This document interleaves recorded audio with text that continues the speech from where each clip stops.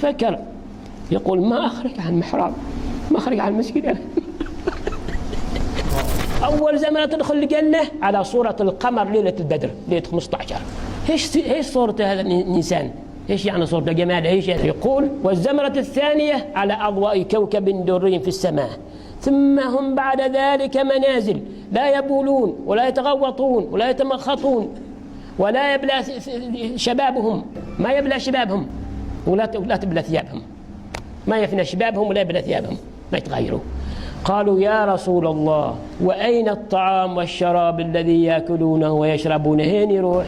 قال هم الرسول صلى الله عليه وسلم يرشح من أجسادهم كالمسك، يرشح من أجسادهم كالمسك. ما حد يتصور هذا المنظر؟ حد يتصور بعقله؟ ما تصور. لو ما يقول الرسول نحن ما نصدق. هي صورة هذا الجسم بيخرج منه الأكل، لا يبول صاحبه ولا يتغوط ولا يشيب ولا يتعب. هذا الشيء خارج عن عقل، خارج عن عقل ولا ما خارج؟ خارج عن ما صار عقل أبدا. يوم تجلس تفكر تقول والله ما أخرج من المسجد أبدا. بجلس تفكر يقول ما أخرج عن محراب.